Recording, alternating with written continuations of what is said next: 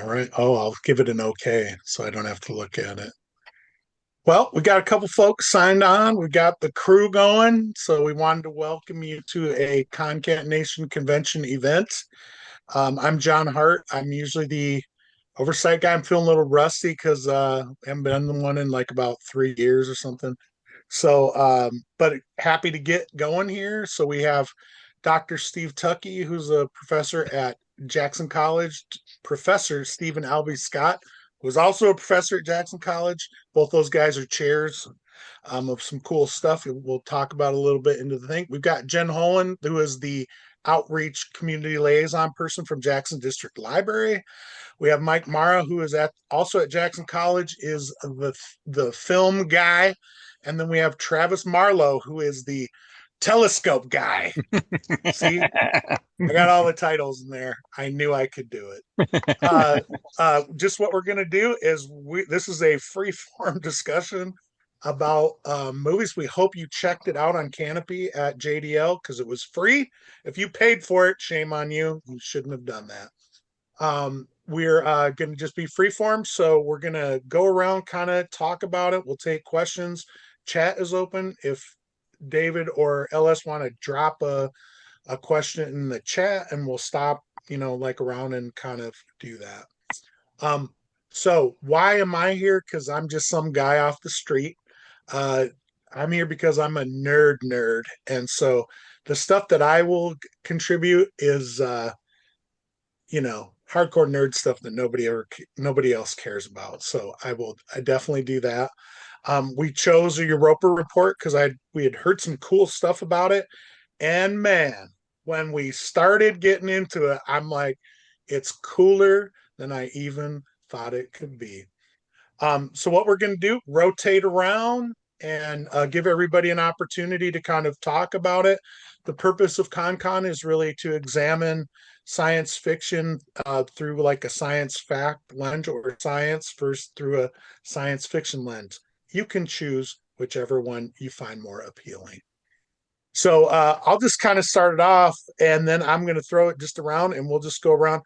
I was blown away by this because I had never really seen the movie in a theater or had heard about it that much. I've heard it here and there, and then I opened it and it had and I watched it and I was like, wow, they're doing a lot with a little, and it has Michael Nyquist in it. It has Daniel Wu from Into the Badlands in it, and it has Dan Fogler from Fear the Walking Dead, also a comic guy, and was also in The Offer, which is about Francis Ford Coppola making a very famous movie. I won't give it away. Oh wait, it's The Godfather. Anyways, really cool to do all that. And then I'd like spin down into the music, and it's by Bear McCreary, who's also the guy that Oh, did the hell music yeah. for the themes for Walking Dead. So I'm the and he's done a And ton of other stuff. BSG. Yeah, man. And so then last guy is Isaiah Whitlock, who is like a super duper collaborator with Spike Lee. So I'm like, hey, that's Isaiah Whitlock. So I was just blown away by the cast. And then I even looked into some of the people I didn't recognize as much. And I'm like, they're really super solid too. So I was like, how? And I can't answer this question, but maybe somebody can. How did they get all of these people to be in this movie? Because I mean, I don't think they paid them like they should get paid.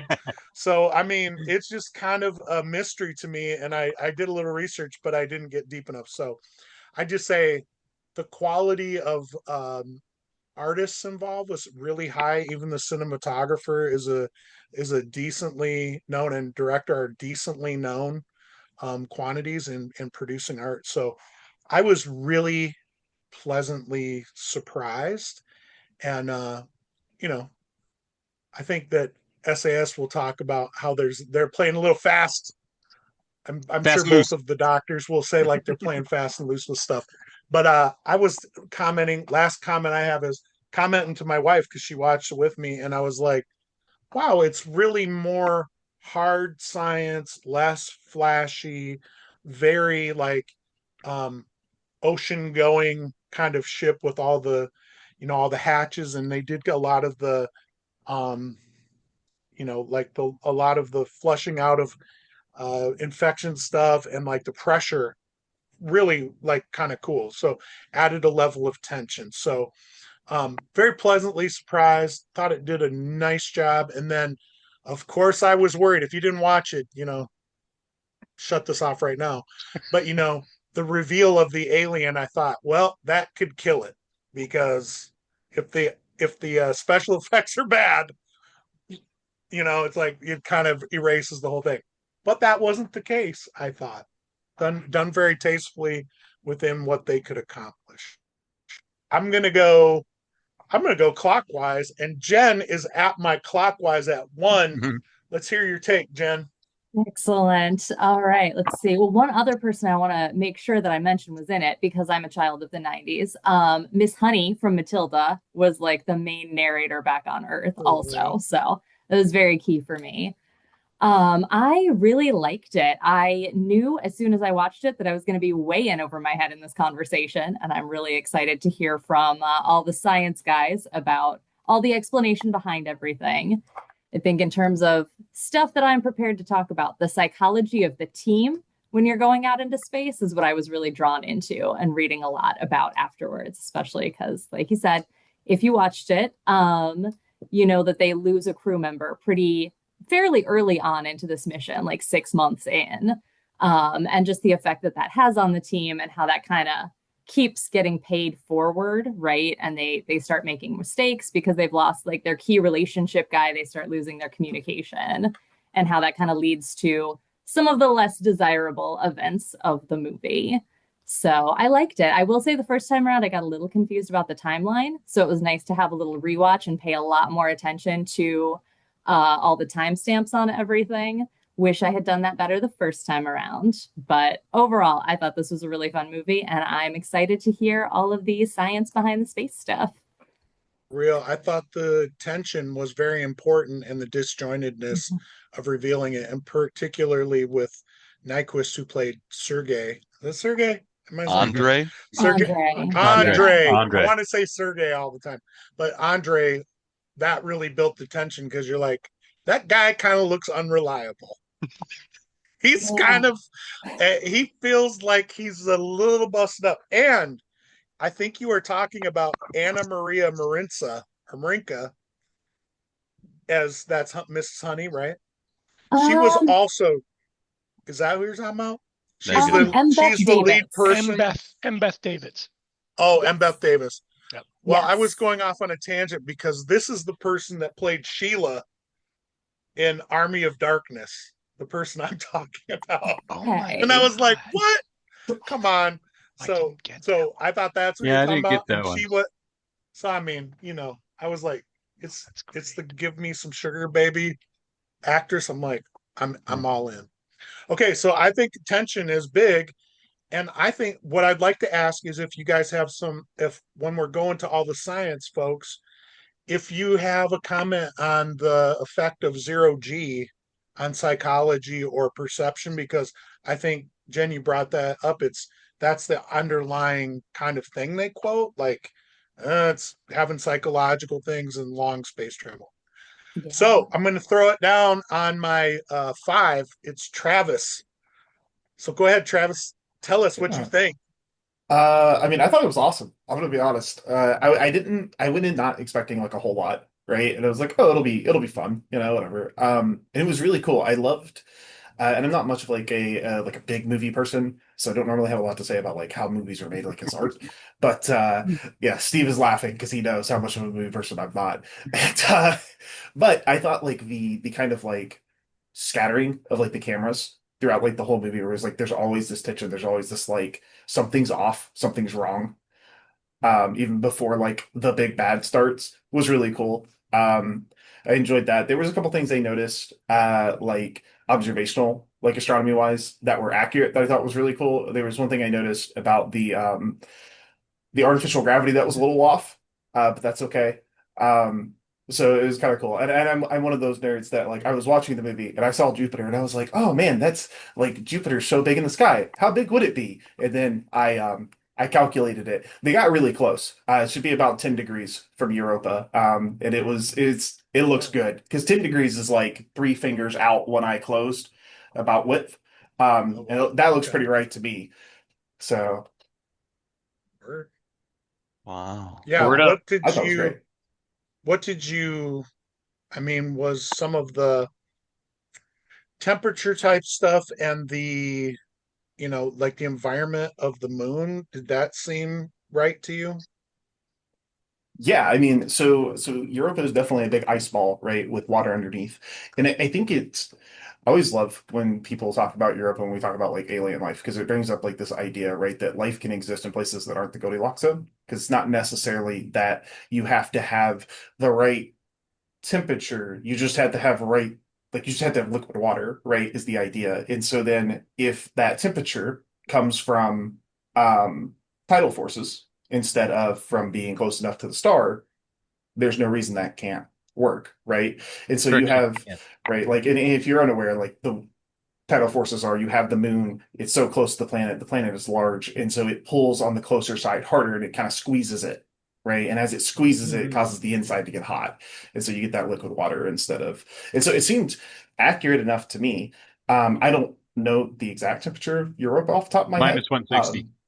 Oh, there you go. Yep. So Minus cold enough to 160. not survive, you Yeah. know? Minus 160 Celsius. And it bummed me out because right when they landed, they said temperature is holding at absolute zero. Absolute And I was zero. like, Oh, are you yeah. sure absolute What? zero? Because Absolutely I'm way not a below scientist, zero. but I spent about 5 minutes trying to come up with a possible explanation for maybe they have it um um uh like pegged to a particular temperature and they're sure. calling, and I'm like, no, they would never say absolute zero. That's just, Yeah. no, that's So are you bad. saying you were trying to be a science apologist?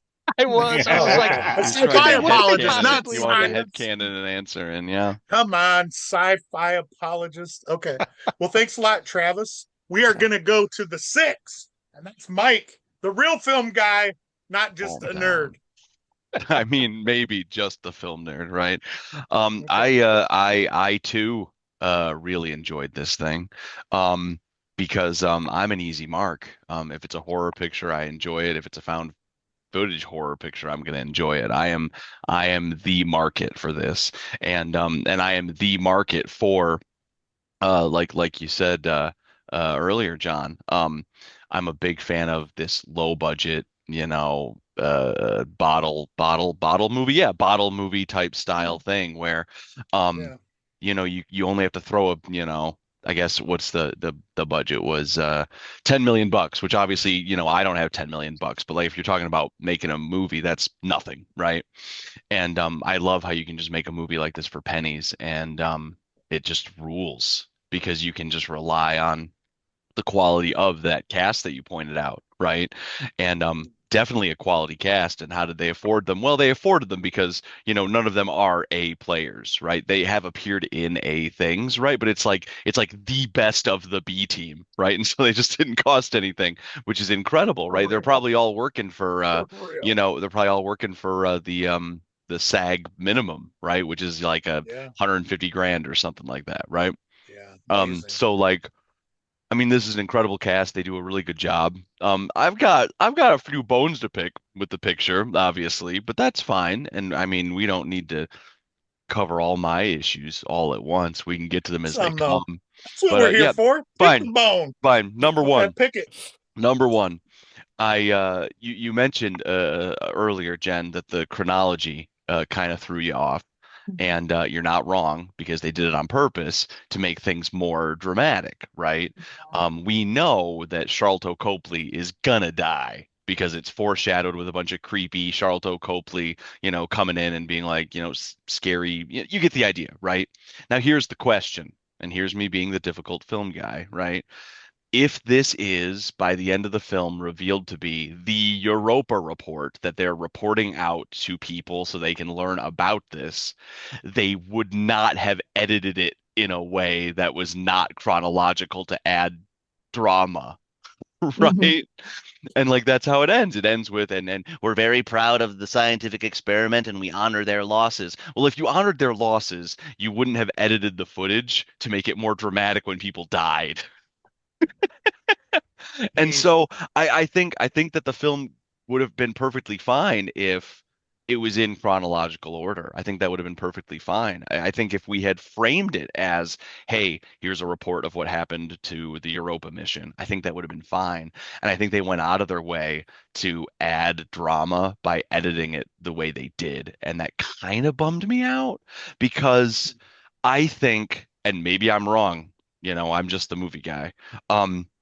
I think that Charlton Copley's death slash sacrifice would have landed even harder than it already did if I didn't know it was coming, right? Because like you see them 18 months, 24 months in, and Charlton Copley's not there, and you're like, oh, now I know why Andre is so sad. And so you're just waiting. And so now it's like you're watching Titanic and you're waiting for the boat to sink. And that bums me out. I think it would have been way more shocking to be like, oh God, he's dead. Oh, he's floating into space. Wait, Mike, and it you would didn't have know Titanic was going to sink? No, that's what I'm saying. You go to Titanic and all you're kidding, doing I'm is kidding. waiting for the boat to Sorry. sink. I was like, you're saying wait, that, we don't know the everybody, we're history. not Yeah. talking about Titanic. It was Spoiler. it was like Spoiler. it was like when I went to go see that shitty movie about the kid in the crevice, and you're just waiting for him to chop his own arm off, and you're like, man, just get to the part where you rip off your arm, dude. Do it. Exactly, right? Well, And let so me I ask you think this, Mike. I have a question about lay your it on bone. me. You're picking it, and I feel it. What about the editing to increase the dramatic tension? How would you say they would go not do that and not reveal? How would they go about that? Well, I mean, it's already that's my point, right? Is that they had to edit it the way they did so there was dramatic tension. Yeah. The way you add dramatic tension without editing it out of chronological order is you just write in more tension. Right. Yeah. Because This is really dark. Okay. Trigger warning for everybody. Okay. When they landed back on Europa the second time, and they were like, I don't know if we can leave and get out of here. And Daniel. Nyquist, Yeah. No, that's Andre. Oh, not Nyquist. Daniel, right. the other guy. He's really sad that they're not going to be able to take off again, and he's like seems like in a really dark place, and I thought he was going to off himself. And I think that would have been some good extra drama, because everyone who does die in the movie, everyone who dies in the movie dies because of like a circumstance, a situation, right? And we see Andre struggling psychologically. It might have been extra dramatic if someone didn't make it as well as Andre did, for lack of a better reason. And I'm not like suggesting like we should fill our movies with suicide or whatever, but I think if we are talking about the psychological, implications of this thing, I think that I don't know, some extra drama. They missed their That's mark. That's very Bradbury of you, Mike. Sure. I really appreciate the Bradbury thing. And no, I mean, because he would do that. Cracking character. And the last thing I'll say before I keep going is two things. I do love the found footage format because we have these built-in signposts that can add drama. Like when they're dropping the probe through the ice, we have the little ticker in the upper right-hand corner that says how many meters it's gone down. And that's so exciting. And that's such an easy shorthand for drama. That's such an easy shorthand for tension, The other thing was is there a better horror trope than we can tell the monster is around when the monster's not around, right? In Jaws, it's the fin, right? And in this picture, we've got the radiation. Oh, the radiation's going up. We know the creature's around, and that's incredible shit. And then the last thing I got to say is I really wish that we would have done a little more with Andre looking out the window and seeing the light, because all of a sudden I'm William Shatner on the airplane. I'm Nightmare at 20,000 feet. And I'm like, I would have liked a little more, because they were like, do we even think he saw anything? And like, maybe a little more. And like, maybe there isn't an alien. I don't know. Anyway, I don't make movies. I just talk about them. But anyway, I'm done. I'm passing it off. Well, but I dug that though, is that there's a hallucinatory aspect where they're like, did he really see it? Because Andre is like cracking up, man. He's like not well. And then like when for good reason. And they reveal like the personalness of the tragedy, right? Then you're like, oh, I see why this is happening to me. And then I'm also like, I see why they're questioning him. Yep. right? And it's like it's it's more specious than like the Shatner moment, because it's like clearly Well, he was down in you can highballs in kind of first see the class, thing over so there, and it's everybody's eyes are bulging and things are happening, and then there's like, well, maybe it's a Willow of the Wisp type deal that he's just pressure's getting him. But yeah, okay, very good. Okay, so I know from SAS's comments he's next, and he has some bones to pick So with a yeah, little bit of the science. I loved it. I loved it, and I'm just like Mike. I like low budget things what they do well. So they have a low budget, but it's believable, and so I really dug that whole aspect. But I think I sort of already sort of exposed my hand in the sense that I don't necessarily think this is like a hard science fiction type of show. It's more like speculative exploration, and the reason, yeah, and the reason for that. And the reason for that is there are some things that they do like that you have to suspend your scientific judgment.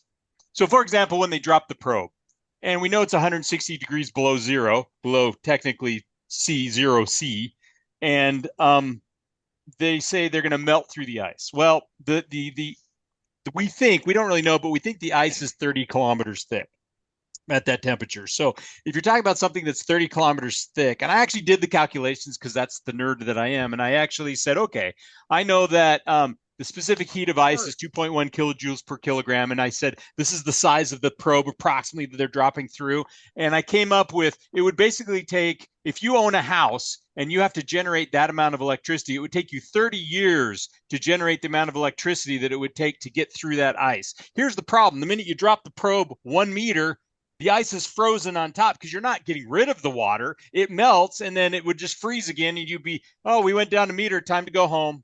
It's too bad we couldn't get through it. And then when the one, I don't know who it is, falls through the ice into the crevice, crevices don't go all the way to the base where the ocean is, because they're basically, so here's one interesting thing about ice. Ice is actually a rock. Technically, it falls with all of those things. We talk about a mineral, and it follows that definition. It's a rock.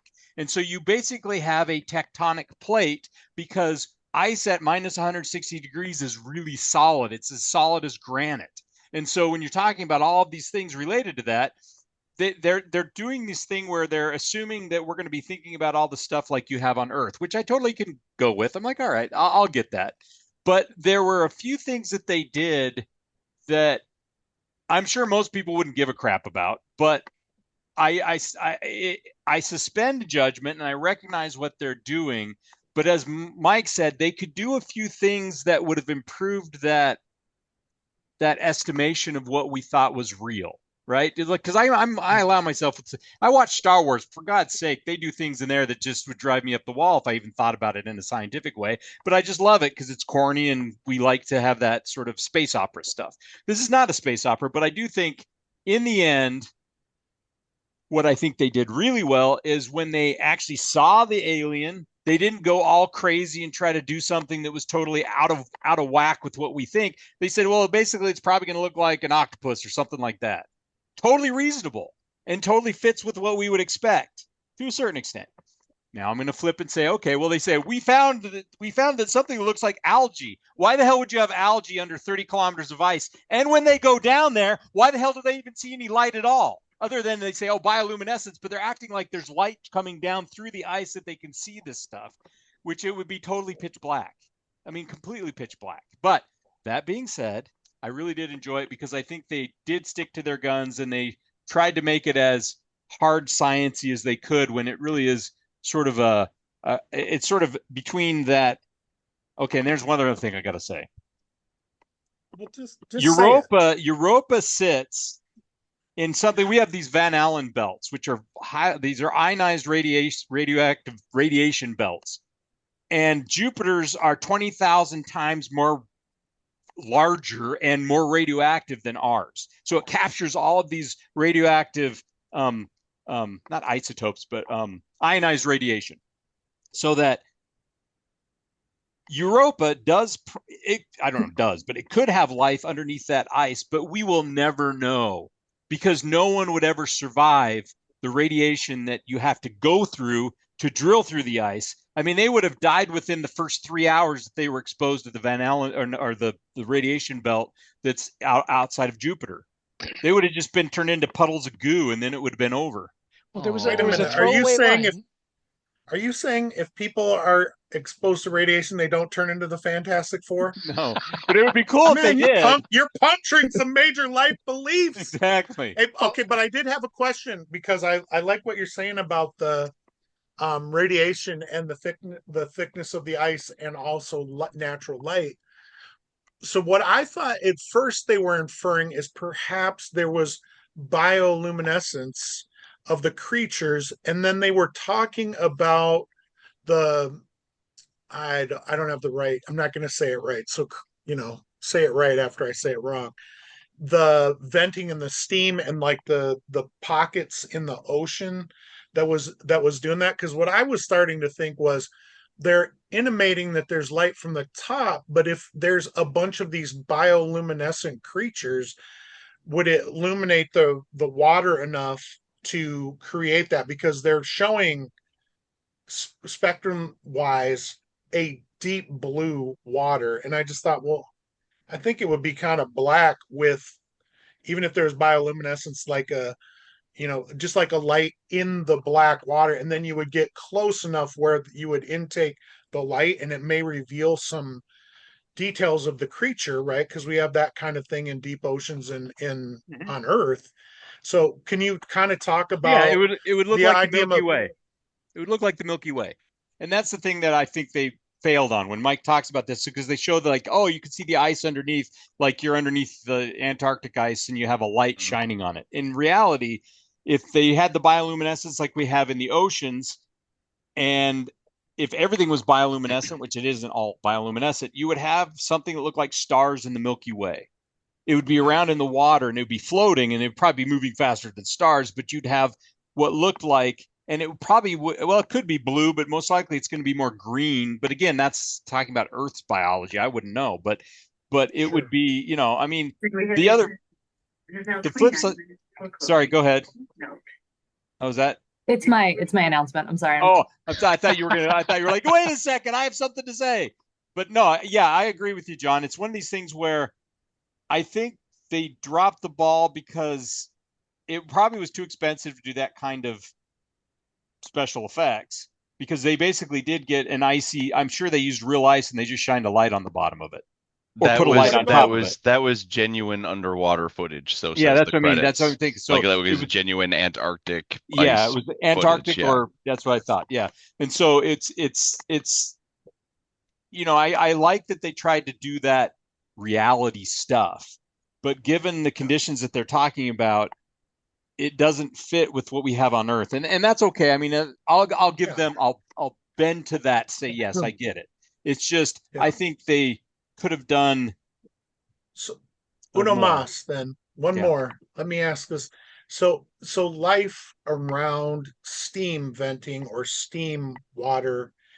I mean, because this is implied, like this could exist because below the ice cap, the water's warm enough to sustain some kind of life. So could you kind of, and I think we'll get some more from SFT there, but like, can you explain that, like in cold depths and then steam stuff? Like, what is the science of life there? If you go deep enough in the oceans, they don't have energy sources from the sun, but they have energy sources from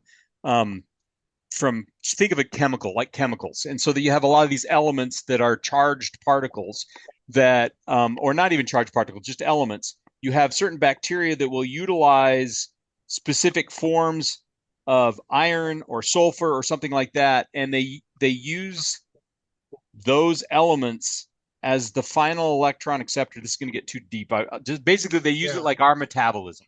And so what you find in the ocean depths is you'll have these long strings of bacteria and other things that are sort of like the brown algae that if you look into your sump in your house, you'll see all this brown, looks like muck. That's actually brown algae, and it does utilize the iron that's in the water, and they're chemotrophs. That's what we call them. They actually go through photosynthesis. Yeah, chemotrophs at thermal vents. So chemosynthesis at thermal vents. Yeah, and so we have, and because that is its own sort of enclosed ecosystem, you end up having like Yeti crabs and other things that utilize that eat the other things that are eating the bacteria, and you end up with like sea cucumbers and other things that are just actually building upon that ecosystem, just like we eat plants. They're just happen to be eating bacteria and other things. And so, yeah, that's totally legitimate. And if there's enough energy available from tidal forces, which I don't know, Travis, and maybe something you can talk about, Travis, related to that, but the tidal forces may not give us the kind of nutrient turnover that we would need to have that kind of vent activity, because the vent activity is actually the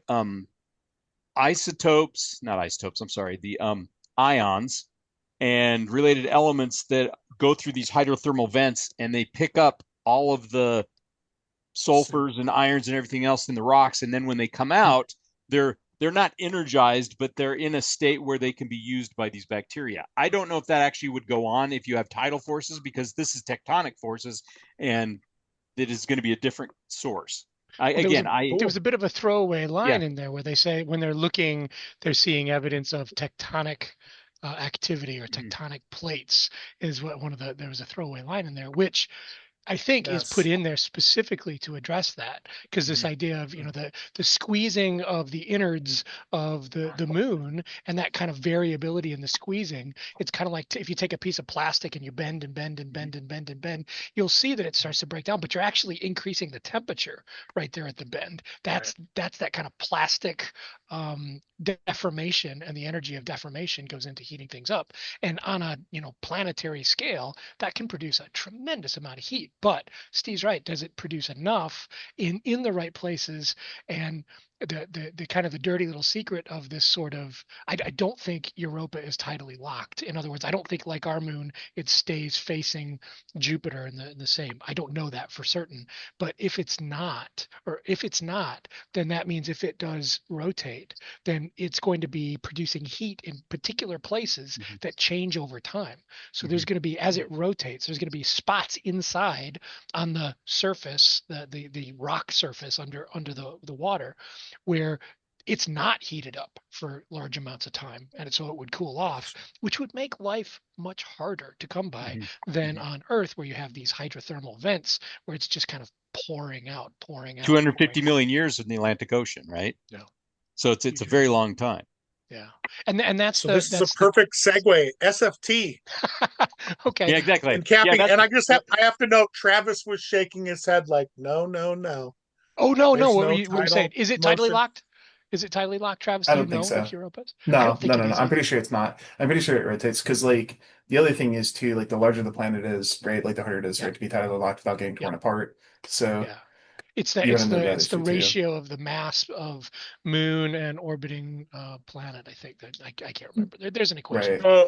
I just want to know, this is a deep cut. I mean, so like, are we saying yes, the atmosphere could be ripped off the moon and it could be destroyed, like in Thundar the Barbarian, or no? That's a deep I'm just cut. asking for That is a deep cut.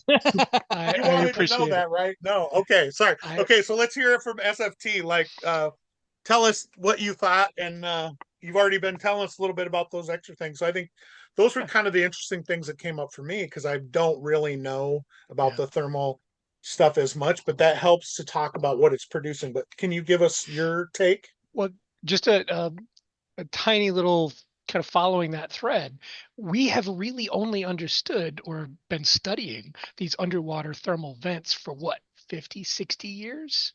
I don't think it goes back. Before we were sending, probes down to check magnetic striping on the ocean floor. I don't know. Maybe David could probably tell me more about that. He probably knows.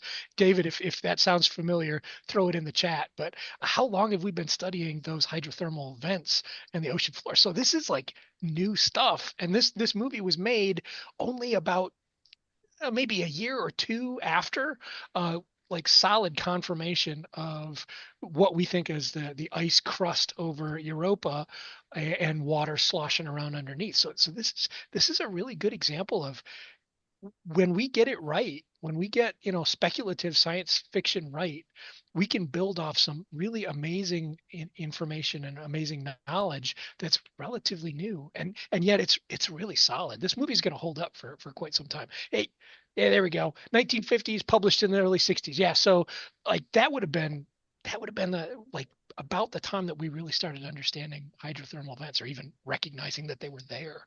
So it's pretty cool stuff. So And go ahead, Steve. sorry, Steve. I was just going to say also, David is also a professor at the college who's joined us, and he is geophysics, so he might actually be able to tell us a little more about the thermal vents than any of us know. So is this something you have things you can input here, David?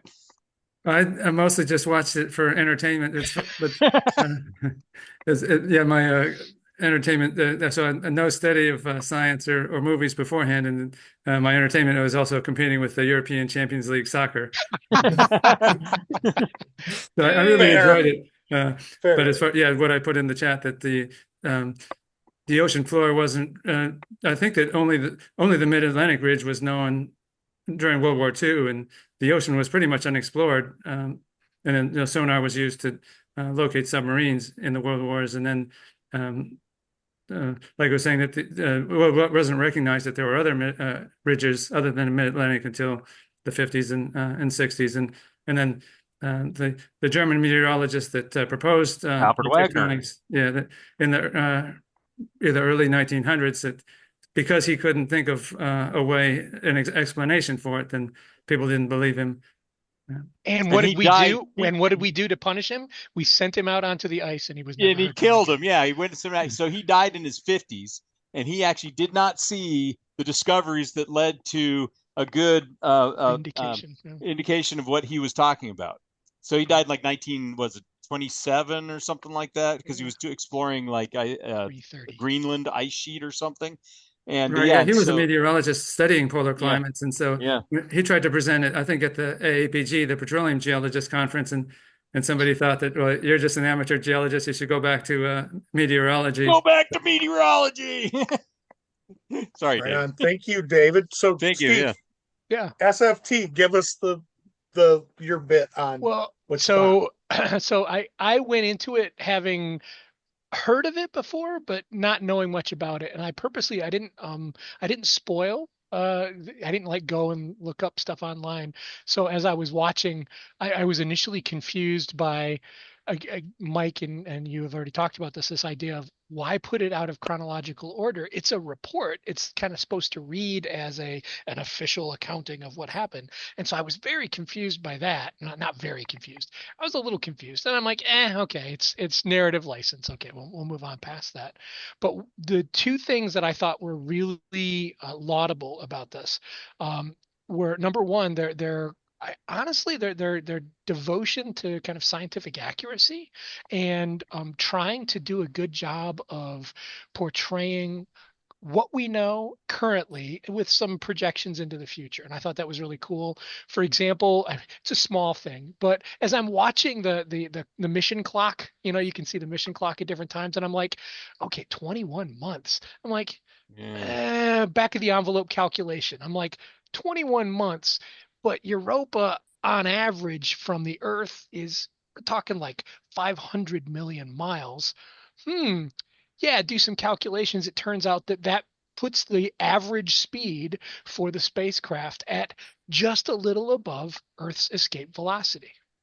So if you do the calculations, it turns out that, and I wrote it down, it's 14.5 kilometers a second is what the spaceship would be averaging, roughly, and escape velocity for the Earth is 11.2. So yeah, you'd have to be going fast enough to get away from the Earth, get out of the Earth's gravitational field and escape the Earth, but still be able to slow down when you get to Europa. A couple of things that bothered me that they didn't really explain, they didn't do a very good job of, is fuel. In order to get going that fast, tremendous amount of fuel. And apparently they store hydrazine, which by the way is rocket fuel. Apparently they store that just on the surface of the ship or next to the transmitter array so that when you bang the ship, you get sprayed with hydrazine, which is awful. Deadly. That was Deadly. awful. So yeah, I'm just like, oh, that is such garbage. But they needed some kind of a, some big dangerous thing that would happen that would be an awful letdown. So, and why the one guy had to die. So yeah, okay. But that was really good. The not since the movie Gravity, if you've ever seen Gravity, that's the one with Sandra Bullock and oh God, George Clooney. Not since that movie have I had that feeling of, oh, that is like the most awful feeling of drifting away from the craft, knowing that you're done. You're just watching your safety, your salvation drift away. And I honestly, I'm with Mike. I kind of half expected to see he opens this helmet and just kind of does himself in, because what a terrible way to die. Oh my God. And yeah, that was creepy. I think they could have played that up some more. That was good. But once they land at Europa, they have the orbiter that's still going around, and usually you leave an astronaut with the orbiter just in case. But I'm thinking it might be maybe the guy who died was supposed to be the guy who stayed up there. The engineer, maybe. Yeah. And then of course the lander comes down and it has enough fuel to go down and back. And that's pretty much it that's in the lander. But that means there's a tremendous amount of fuel still back there, because they got to get back to the Earth, which is no mean feat. So all I could think of was, I don't know, the design of the spaceship, I didn't feel like there was enough fuel there. But it's a nitpick, but it's really, really good. No, sorry. Peanut gallery question. Can I do a deep cut here? Yeah, sure. Feel free. Okay, so one of the things that it reminded me of when he was drifting away, and you guys have already heard me say this, and it's probably the best iconic image for me in any science fiction sort of, and it was from the comedy Dark Star, when the main character, which is Lieutenant Doolittle, gets thrown out of the ship, and he's an old surfer, and he grabs a piece of metal, which is kind of hard to do when you're floating in space, but whatever, we'll pretend. And he surfs his way into burning up in the atmosphere, which is like the best way to go, right? So he knows he's going to die, and he's going to go out in style. I just thought that was pretty, that's what it reminded me of. And every time this happens, that pops into my head every time. I don't know why. I saw it when I was like a little kid. So I'm like, oh, that's totally weird and cool at the same time. So anyway. Yes, that's surfing the wave of whatever. So the two other things that I was going to mention. One was the reveal of the alien was very, for me, reminiscent to, I don't know if you guys remember this. This is many years back now. The reveal of the giant squid. The first time giant squid was captured on camera. And that was a big deal. They're like, oh my God, confirmation of giant squid. Yeah. And it was very much a fleeting, like, and it just went by. That for me was really cool. I think it might have been intentional. Like it's sort of an homage to, you just get a fleeting glance. And then last but not least, it's a physics thing. Europa has 14% of Earth's gravity, and they did a terrible job of showing that. And I mean, it actually makes it hard to maneuver and to walk around on the surface on ice on top of it all. Even though ice in those conditions is not terribly slippery, it's still going to be relatively smooth and difficult to move around. But they did a terrible job of showing the gravity. Even in the spacecraft, they're moving around, everything's normal. And I'm like, you went through all that trouble of showing. I have a couple of questions because I'm just a guy on the street. So, just asking for my neighbors or myself. So the hydrazine, that the rocket fuel, so the contention was they couldn't bring them in because it was too toxic, and it would basically affect the air. Is that accurate? Hydrazine is nasty stuff. It's rocket fuel is what it is. And that's why when they were like, you got hydrazine all over him, I'm like, where the hell was he? What was he poking at? I'm like, what the heck? He was literally just trying to pry open a cabinet with. So he couldn't come in to the depressurization and do that because it would just really destroy the quality of air. It's very volatile, and it's highly corrosive. And so when you breathe it basically gives you the worst case of asthma you can possibly imagine as you bleed out from your lungs, kind of thing. So but I don't think he would have enough on him to do that. But That being said, it is highly toxic. Yes. So my second, okay, so that good. I just wanted to make sure that that wasn't like a stretch. And then, so how you're talking about the lack of gravity SFT. So if it's 17% and they were walking on the surface, what would that actually look like? It would actually be really hard to control because when we walk, we tend to lift ourselves up as we move forward. And so perambulation is both the act of moving forward and getting the friction to push backwards, but also lifting up. Right. And in spacesuits, that's really, really hard to do. So you wind up having to almost hop when you walk. And if you've ever seen footage of people walking on the moon, they trained really hard for that because it's very, very difficult. What percentage is the moon? Well, it's 1/6, so it's about in the same About the neighborhood. same, yeah, It's okay. about So the it would same. look very similar to that. Yeah. So then my other question is, And so you'd push so off since and it's you'd go all- flying, and that's where it gets yeah, you wouldn't be able to control it and you couldn't land and it would be even worse. So the other question I just had is about the temperature then. Mhm. If it's 160 below zero, right? Is that what you were saying? Or is it Yeah, Is it 160. 80? It's minus 160 Celsius. okay? So if that's the fact, I mean, would the kind of suits they're wearing even would that do it? I mean, would it Well, give they them would- enough they- insulation to do it? They would have heaters. I mean, they go out in space, which is much colder, like up, Yeah.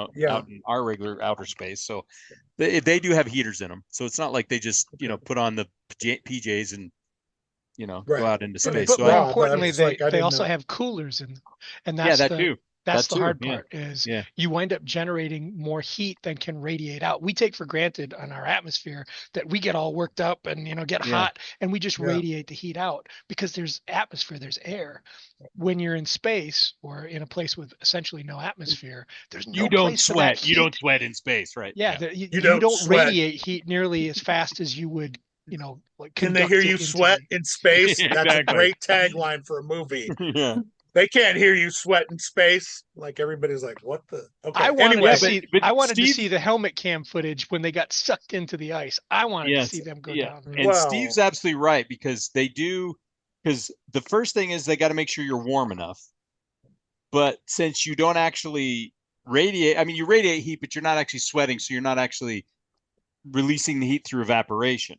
And so I know that that was the conundrum when they actually were first doing the space program is how did they maintain homeostasis when so many things aren't working the way you expect them to work. And I know that they have both a radiator on the suits as well and I don't know how they radiate. How would they radiate? I guess they would be like a liquid radiator, I would think.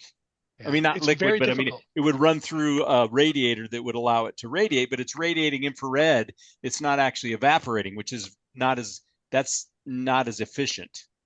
It's incredibly difficult to thermally control spacecraft because there's people inside and they're constantly generating heat and machines inside. They're constantly generating heat and that will warm up the air pretty quick. It's like being in a room full of people. It can heat up the room really fast. And if there's no place outside of that room, literally there's no atmosphere to like exchange that heat with. Getting rid of the heat is actually a big problem. That's interesting. what if I Steve. just pee in my spacesuit? What if I You just could pee do in my that. spacesuit?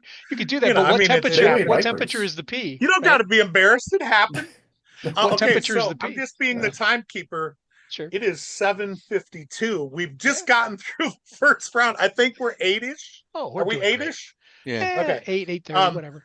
Yeah. So what I thought I would do is kind of ask this next part. It just kind of I just like to hear like 30 seconds of everybody's highlight. So I'm gonna I like believe in equitable sharing of time. So I'm gonna start where we ended and then go reversey. And if you can just tell me like if you just had to relate one thing to somebody, and it's like this is the moment that really positively struck me or like is gonna stick with me, and that I would say, what is that moment? So SFT, go ahead, you start us off.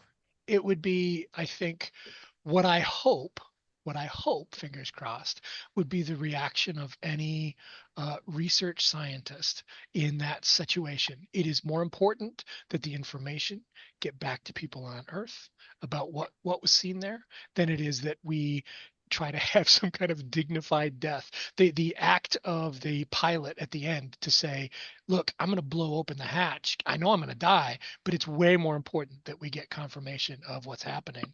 And that to me, that was like, oh, that's good. That's such good. That is the interface of humanity and science right there. The recognition that and I think that the Mbeth David said something like that. The crew was a failure, but the mission was a success, kind of thing. And that was really powerful for me. That was great. Nice.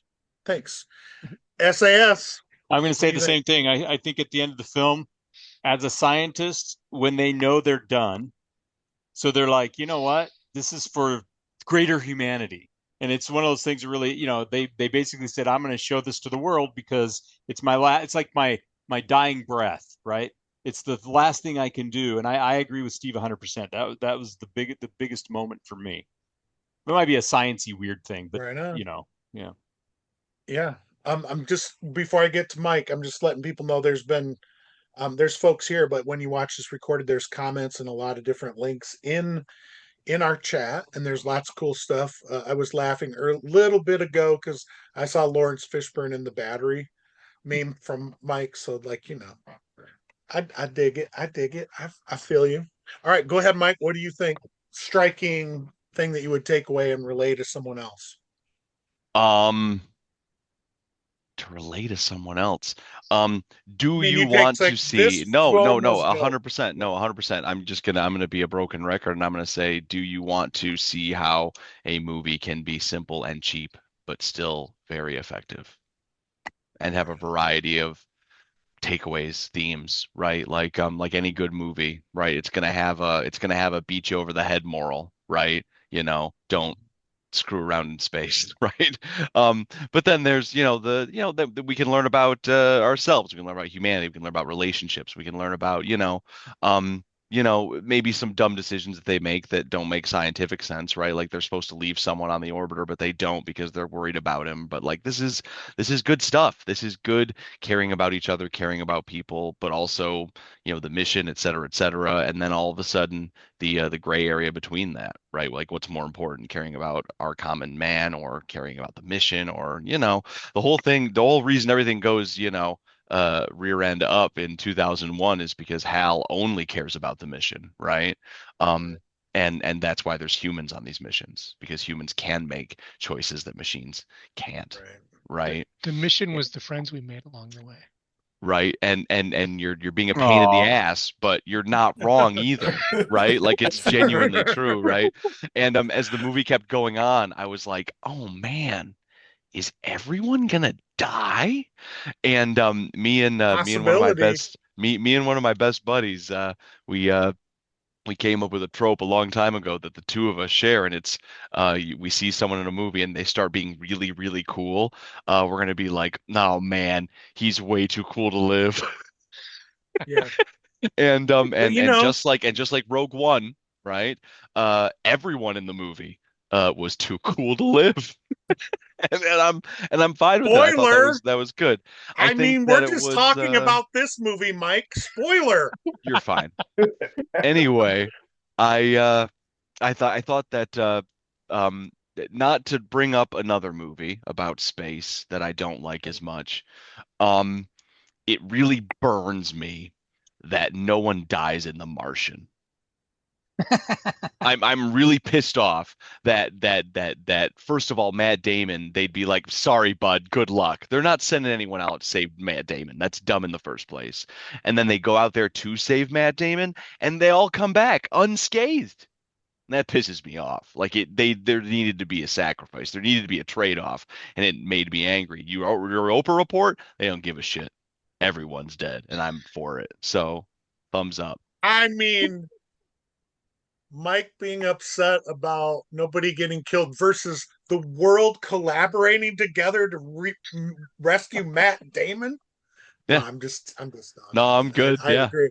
I mean, well, when I gotta say, like, what made a lot of sense to me is you talked about the found footage, right? And basically, The Martian is found footage in chronological order, Sure. right? So there is a lot of tension there. I mean, he's doing his logs and stuff together. It's an effective movie with found stuff, other than, nobody dies. But I'm just saying, like, it builds tension and concern and injects science, even though it's chronological. It didn't need that as a gimmick, right? So Right. I was just thinking, I wanted to say that at some point, because I think that is the movie that's kind of a lot of people view as the keystone of, like, hard science.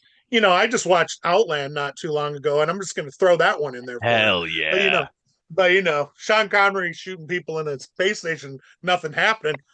Fine, I'm in.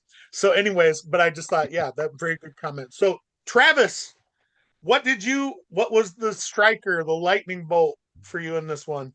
Man, I don't have like I enjoyed the whole movie, and I don't really have like a moment, though I do agree with Steve and Steve on this idea of like kind of the behavior of the people that work in these professions, right? So like as soon as Tucky was talking about them letting like dying at the end, but making sure like the camera got it, the first two things that popped in my head was elephant's foot. So during the meltdown of Chernobyl, right? I don't know why. I still don't understand this to this day, but they were playing with a reactor with a screwdriver for some reason, and the screwdriver slipped and it fell, and then it radiated everyone in that room. Everyone in that room absolutely had cancer at that point, was going to die, right? And he was like, everyone hold still, mark where your feet are right now, right? Because you're dead anyways, right? We might as well have like some sort of data of what's going on. Same thing with, I don't remember the actual scientist's name, but there was another instance where someone was doing photography across from a volcano and the volcano erupted, right? And so Yes. the hot gas that comes out from that will absolutely, end you, As a geologist, and yeah. there's no getting away. And so they just Pyroclastic stayed flow. and took pictures through it, right? And so it's like, here's data that no one else is going to get. And then Right, and then Helen, and then by the and way. then wrapped his body around the camera so that they could pull it out of Yes. his corpse when they found Whoa, him. Yeah, Yeah, Mount St. Helens. hardcore. hardcore, Yeah. Yeah, it was It was hardcore. David Johnston that did that. He was a geologist that worked for the Yeah. USGS, and he was parked on the north rim watching Mount St. Helens, St. and Helens. they didn't Yeah. realize it was going to blow out its side. And so, yeah, they actually have a picture of the wall of ash and everything else that got on his camera, and he just stood there and took I mean, he's toast, but I'm gonna take the picture. So pretty crazy. Do something of it. Yeah, Cool, might as well. I'm Travis. gonna Live. die. Might as well get something out of it. Yeah, thank you. Sean. That's it, man. Sorry. Yeah. I mean, like spreading out like Leonardo DiCaprio on the front of the Titanic, just to bring it back full circle. I mean, I'm sure he took a picture. We have it. I mean, it's great. Whatever. I think he went surfing too, Steve. I'm pretty sure he got like a piece of the side of the boat and he just surfed. Yeah, he As did. the Absolutely. swirls going down, he's just like, "That's right. That's right." All right. Hey, Jen, what would you take away, like, as the moment that you were like wanted to share, tell somebody about? I am so sorry. I have no original thoughts. It's the same moment as like almost everyone else. It was that final little piece of, you're going to die anyways. Let's believe in this higher purpose for 1 second and let's do something for the greater good. Let's share the information, because what else can you really do at this point? It was really powerful, I think, from a science perspective and just a non-science perspective, having something that you fought for and that it's coming to something, even if you're not going to be there to see it. That's huge. Right on. Well, I'm going to be very vacuous then. You're welcome. I really like the visuals of the movie, and I was really shocked when they had the module going around, and it really, for me, solidified. I don't know anything about it, so I don't know that it matters, but I was like, whoa, they've really got me here. Like, I'm like, they're looking out the window, they're seeing the rotation. There's a lot of that stuff, and I referred to it earlier, like it's much more like a ship. So it's almost like a locked room, kind of like, well, what is possibly going to happen here? I mean, the only thing I thought is somebody's going to go outside and something stupid's going to happen. Even though they don't have red shirts on, somebody's going to bite it. And so I was just like, hey, but I mean, I was really surprised by the solidness of the world building. Like, I just was shocked that it was that good. And so like, kind of take from Mike's, but it's just like, if you want to see something solid with a very small budget and like these really like, I mean, I agree with you, like these B cast people that are very strong actors, and then you've seen in all this other stuff. I just thought, how did they get this thing done for that amount of money? And that makes a lot of sense on the, just the SAG minimum. But I was just still like, even to bring them all together for the roles they had, I was like, wow, this is like really impressive to me. And that it had no real large release. I can't remember who posted it down there, but it made $125,000 at the box office because they released it after it was streaming. So I mean, they made it for $10 million. So I don't know Hollywood math because it doesn't really make sense. Like, something made $500 million, but we lost $100 million, whatever. So I mean, I just thought like, wow, here is, and I mean, what I really wowed me was I thought, here's people that dig the movie. It's obvious that they dig what's going on, and they signed on because they're like, this is solid and something cool, right? And so from the art part, I was so impressed with that. All right, now I want to correct a thing that I said incorrectly. It is actually Embeth Davidtz who was Sheila in Army of Darkness. So I didn't want to give credit where it wasn't due, because when you become an evil twin queen zombie lady, I mean, and it's Bruce Campbell, and I dig it, why do you want to be wrong? Yeah, baby, but you got real ugly. Here is a chance. Here's a new lightning round that we haven't done before.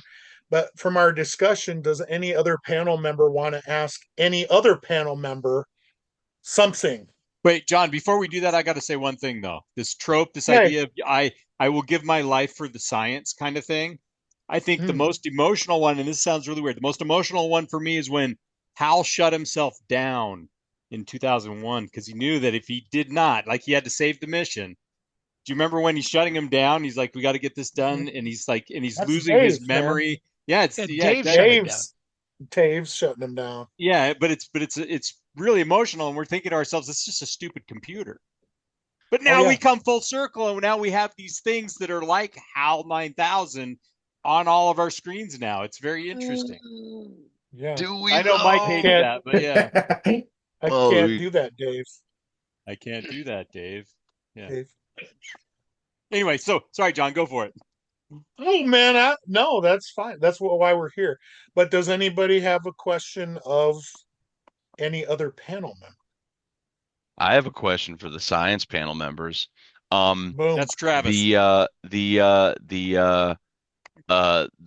living quarters were very cramped and claustrophobic and good. I liked that. But there's that main round area where like all of the hard conversations get made.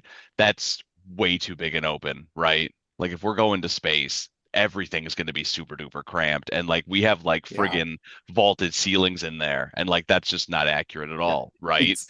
Yep. So yeah, it would be more cramped. The other so three things, right? It would be more cramped, right? This is the other thing I noticed. Everything is really nice and oriented. Everything's like, this is the top of the building. This is the bottom of the building. These are the walls. That's not a thing in any spacecraft because there's no up or down in space. We don't care, right? Your seat's like mounted in the middle of the room sideways. Right. Right. And then the third thing that I noticed that really bothered me about like the living quarters was, so the main quarters they live in, like where they're all like the bunks are in the very middle of the ship, right? They're like in the center where the centrifuge is the weakest. Yes. Yeah, no gravity. Right. Yeah. Yeah. But yes. I did notice that too. Yeah, no gravity. You're absolutely correct. But Cool. And I was like, wow, that just looks like a submarine. Fab. While they're on their way, like en route, so the multiple months that they're en route, and they're getting force. They're basically blowing, fuel out the back as they're burning to get to Europa. Mm-hmm. That's creating gravity, artificial gravity on space. But that would mean that if you imagine the ship is going this way, you would be standing with that as your head and your feet towards where the engine is, and that would produce gravity. But that would mean that your ship would have to be oriented in such a way that as it's going this way, up is this way, and then as you want to slow down when you get to Europa, so you'd have to turn the ship around and then fire the engines backwards to slow down, and so that's important. But if you're just orbiting, ain't no gravity going to help you. Or if you're just coasting and you're not, applying a force, you're just going to be stuck. And so having those rotating quarters, if you're burning all the way or burning enough to get up to speed while you're creating that force, you don't need the centrifuge. It's only when you you want to stop and coast to not have to run your engines. Basic things like living. Yeah, Jen, John. I've got. Sorry, Oh, John. go ahead, Just Steve. real quick, I was going to say Yes, that yes, go ahead. one of the issues. This is one of my pet peeves about most space shows. Is there's a reason we're probably never going to get to Mars because those people are going to be irradiated long before they would ever get close to Mars. And this idea that, I mean, the Earth is a spaceship and it keeps us alive because it deals with all of that radiation that comes from the sun and everywhere else. The radiation, not just the radiation belts of Jupiter, but the ionized radiation coming from the sun, you would have to have massive shields in order. I mean, you could probably put water on the outside because water is really good. I mean, that's why we think there might be life in Europa because water and ice is really good at absorbing ionizing radiation. So one of the hypotheses is we actually put when we make our spaceship is we don't put lead and everything else on it. We actually use the usable water and we actually put it around the ship. It would freeze, but it would be a radiation shield for the astronauts, but it has to be pretty dang thick. Something like 9 feet or 10 feet thick, I think, is what you would need. And heavy as heck, right? Yeah, heavy as heck. And that's the problem. Is then you couldn't actually get it. Use it. You get it into the above the atmosphere if you were trying. It'd just be too much mass. So one of the ideas is going to the moon and then using the moon as a sort of way station for all of that material. So if we were going to go into space. But again, I mean, the lethal, the amount of radiation remember when they're on the space station, they're not actually in space like we think of outer space, right? They are still protected somewhat by the magnetic field of the Earth, and they're in the upper atmosphere. They're not totally outside of everything that's going to protect them. They are still getting irradiated, but if you were to go to, say, Europa's surface, or even so, if you're out in not before you get to Jupiter, you'd last about a month from the radiation that you're going to absorb if you're in outer space, because technically you're in the sun's corona or there you go.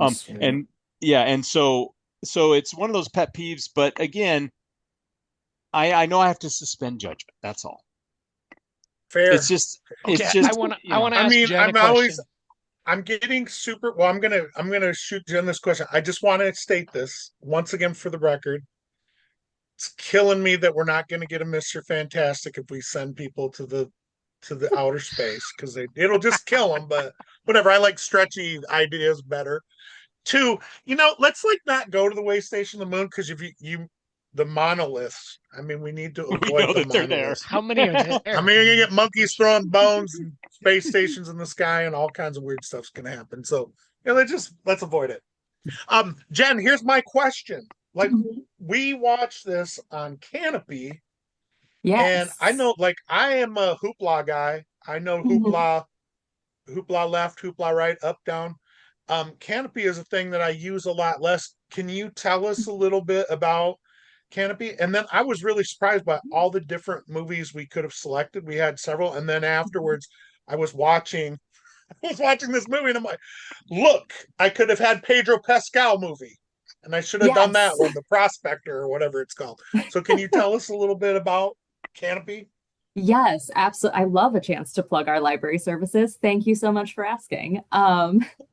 So for Canopy, it's a little different than Hoopla, but very similar concept. You get 30 credits a month, and each movie is worth a different number of credits. I think this one was only worth 2, and then you get unlimited access to that title for 72 hours. So there's a really wide range of movies on there. Right now, they've got an Academy Award winners section. None of them are from this year, just FYI. They're all much older Academy Award winners, but it's a pretty good range, especially if you're interested in sci-fi, foreign films, artsier films, things like that.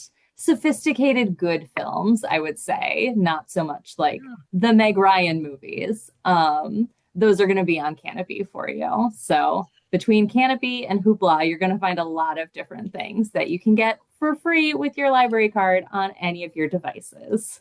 Yeah. And if y'all are watching this here, we're going to be doing Neptune's Frost here in a little bit, and that is also on Canopy. Shout out to my man Saul Williams. You should check it out. And check it out there for free. If you're paying for it, that's what are you doing with your life, man? Come on. That's what the library is for, y'all. That's exactly right. Heck yeah, man. So thank you for joining us and helping us as a partner. We really appreciate it. Yeah, Canopy's got a lot of art films. I think the last thing I watched was a documentary about the Carolina chocolate drops, which is like a all black folk band, which is like phenomenal. Tells the story of how that got started. I found that on Canopy. So there's tons of cool stuff. I mean, if you're an old Doctor Who person and you like, Peter Cushing, perhaps Grand Moff Tarkin, that's on Canopy right now. You can go watch it. Disclose. I dig it. We were that close to choosing it, but I dig it. You get the popcorn, get your Mystery Science Theater friend, 300 friends together, and just kill that thing. It deserves it, but it's still fun. I believe it's canon too, if you can believe such a thing. It's just like Peter Cushing, isn't he the bad guy or whatever? I don't know. No way. He was Van Helsing in like 8 Dracula movies. That's so true. like he's also Dr. Frankenstein, just man. saying. I mean, he's been the good guy is all I'm trying to say. Okay. He's I don't want Sherlock friggin' Holmes. Yeah, Moving on. Anyway. Right, you're right. Anyway. But, if we want to stack percentages, Jeremy Brett for life. Saying. I mean, plus he killed Alderaan. What a jerk. Yeah. Okay, anyways, no, Peter Cushing's cool. You check it out. I never knew about it till maybe I don't know, 7 or 8 years ago, and I was like, what? And I'm like, cool, yeah, let's do that. So that all that kind of cool stuff's on there. We're kind of like reaching 8:15. I will give one last real quick round. Any final thoughts about the old film, and then we will any questions from the peanut gallery, then that'll be the night. Yes, I sir. I got 2 things. We covered everything in my notes except for 2 things. No. One, I love this found footage film because the way that they situated the cameras all around the ship just gave us naturally creepy angles to look at shit. Right. Yeah, and so it was a really good excuse to have stuff that looks weird. Like we're oriented in this strange direction. And it's like, oh, that's because that camera has to be there. Yeah. But also it's because it looks cool and creepy. But we have a really good excuse for it to look good and creepy. Right. Especially at the end when shit was going sideways. And there was that one shot that had like the the valves in it because the camera got all screwed up. That's the best. Like inject that in my veins. That's the good stuff, right? And then the other thing that I gotta say is while I do agree with everyone 100% that it's very nice that the needs of the many outweigh the needs of the few, and we love science and we love everything about that, I really don't love that the thesis of the movie is also, yay, privatized space travel. Oh, yeah. Because that's pretty friggin' gross, if I'm being honest. And I realized that in 2013, we had a different feeling about, SpaceX. But things have changed just a smidge in the intervening 13 years. I must say I agree with you. May I say, Wayland Yutani, anybody? Come on. Right, that's what I'm saying. Corporate space travel since so 1979. I'm not a big fan of corporate space travel. It's pretty gross. Pretty gross. But yeah, that's my I guess that's my final thought. All right, pop in. No order. Pop in. Anybody else final thoughts? I think I know the answer for the scientists, but I'm curious about the non-science people. A, how much would you have to get paid to go on a 2-year plus mission? B, how could you justify to yourself being apart from your family, especially kids, over such a period of time. I'm not a parent, so except I'm on the screen, so I'm very apparent on the screen, Yeah. but I'm not a parent. So I'm curious for those of you who are non-scientists, especially those of you who have bred as non-scientists.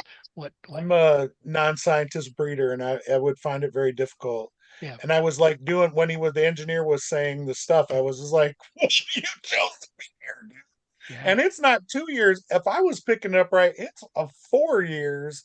Yeah. And I just thought, like, I've watched that in like a lot of different movies. I think it's a good tension point and an emotional pull, and they set that up because then you're gonna feel the loss of that guy even more. But there are people that risk. I mean, Yeah. the original astronauts risk their lives on a fairly regular basis Yeah. because the stuff they were sure, but they weren't totally sure. Yeah. I mean, I think it's courageous and also insane. And the people on those boats that you mentioned earlier, the early explorers, you think about it, they left for years, sometimes decades Oh, at a yeah. time. Yeah. So it's I don't mind-blowing think to me. their wives missed them. That's what I Jen, think. Mike, what Anyhow, about you guys? There's no amount of money you could pay me Absolutely to get not. me to do that. Not No. interested. That is not my particular higher purpose in this life to go into space for 4 years or whatever. Okay. Yeah. totally fair. Yeah, I this is agree. my two I'm greatest fears in one, space and the water, right? The scariest shot of the entire movie is the first time they put the camera down under the ice and they're just looking into the empty black forever. I'm done. I'm done. Right. I'm sitting on my couch and I'm like, I honestly I thought they can't were do going to it, bait man. like a giant whatever was going to bait on that thing and then pull them through the ice, and that's the end of the movie. Yeah, I That's what I was thinking. I I was can't like, do oh my God. I I can't do also open water at all. I can't, like, even No. in real life, I can't, if I can't see like the bottom or whatever, I'm Creepy. done. Yeah, it's Right. creepy. I go into a pool and I'm just like, there might be a shark in there. Like that's me, you know. I have nightmares where I'm in like this weird industrial pool and I can't see the bottom and I don't know what's in there and I'm pretty sure there's nothing, but I don't know there's nothing. So this is like, yeah, I'm not going. I'm not going on this See, mission. Steven Sorry. Spielberg ruined your life, Mike. That's just what Absolutely. you just But blame him for everything, it's man. all, but like Uh, Jaws is like my favorite movie though. So like yeah, it's a great movie, and then you're just like, I'm scared of everything because of you. it's fine. Thanks so much. It's fine. It's fine. Yeah. Any other last thoughts? just one more quick one about the idea of going into space. I love my coworkers. I could not imagine spending Yeah. 4 years locked in an Sure. enclosed Yeah. space with Yep. just them and no one else. Yeah. And you would That is trade your my personal family for that. nightmare. It's like Yeah, no thanks. hard sell. Hard sell. Yeah. Drinking each other's Yeah. pee. Right? Yeah. Yeah. I mean, Yeah, you don't even, love you don't love your coworkers that much. Sorry. No. Well, here's so we have come to the end of this fabulous conversation. I forgot how much I enjoyed this. Thank you everybody for putting up with the guy on the street. I totally appreciate it. So do the friends of the guy on the street. Wait a minute. You have to have friends. Wait, never mind. Anyhow, I want to thank SFT, Dr. SFT, Dr. SAS, Mike the movie guy, Travis the telescope guy, and Jen the library lady for joining us. I just wanted to put a plug in. It's in the chat, but we do have our Neptune Frost coming up soon. It's the same deal, y'all. You go to Canopy, you check out Canopy, and you tune in to watch us chat that thing over. It's going to be Wednesday, the 15th of April at 7 p.m. You have to register. You can do that at the Jackson District Library. Also, I just cannot pass up, but we have a great website, jacksonconcon.org. We have a lot of cached content there. We have a 10 or 12 episode Comics Go to College with Stephen Bissett, who is one of the big runs on Swamp Thing and worked with Alan Moore. We have a bunch of content from all of our ConCons. We had 5. We have footage from an interview with the Martian writer Andy Weir. We have stuff from John Ostrander, the creator of the Suicide Squad. things with John Jennings, who did some adaptations of Octavia Butler and a whole bunch of more cool stuff. So if you're ever in the mood, go on over there and check that out, because there's just a lot of cool stuff there. A lot of neat art that we had created by a local artist for us. Just a lot of great content. So if this kind of awoke an itch for you, there's some more stuff to scratch it over on jacksonconcon.org. One last thing, John. So I sent you a private message. I don't know if you saw it. So Mike made a suggestion to our group last week or 2 weeks ago to sort of facilitate things we've done at the Michigan Theater before. So you remember when we did Wrath of Khan and that kind of stuff? So Mike, take it away. What's your idea? I think that post Neptune Frost, we should well, I used to have stronger connections, but I'll establish them again. I think we should do a semi-regular but at the Michigan Theater, and choose a film, have them watch it, and then all of our Open dirty discussion. mugs, Yeah. all of our dirty mugs are up there on stage, and then we talk about it with the community. And so we have immediate interest in the community, and they come out to see a weird ass movie, and then we talk about it as a family. And I think that would be the greatest. And Jen's out there handing out tomatoes as they come in. Yeah, exactly. go for it. I'm telling you. And again, you're like, but not me. It's just for those guys. And Don't hit me. and I am more than didn't do happy anything. to be the goofy person who's in charge of this shit, talking, emceeing, whatever. I don't care about talking in front of large groups of people. So I'm down I to like do that whatever. idea too. And Mike, I would like us to invite our students too. Yeah, absolutely. Because it'll be free. We'll find the money and we'll make it free for them so they can show up. Sure. Yeah. And then there's popcorn and there's soda, and I mean, it's just movies are better in the dark, man. I'm telling you. It's gonna be and right now the Michigan Theater is literally the best movie screen in the town of Jackson. They've got a 4K laser projector. It's literally the best place to see a movie in town. And so there's no excuse not to leverage it. Let's do it. Okay. Yeah, So look for those future things coming up. So otherwise, y'all, thanks so much. Make sure you check out the chat, check out all the stuff in there. I always love the group because we just kind of get a little bit of waking up that brain a little bit, looking at cool art, and then just talking about neat stuff, and then it connects us to all these other things. So you want to check out a cool movie, you ain't got the cash, go over to Canopy. It's got a lot of good stuff on there. Check out the jacksonconcon.org, because there's lots of really cool content. Support your public libraries. Yes, please. Get out there. And your local education institutions of learning, and your local a telescope. You know what I'm saying? So observatories everywhere. Yeah, observatories all over the joint. So everybody have a great night. It's great to see you all, and we will see you. Thank you, everybody. Take care, everybody. Yeah.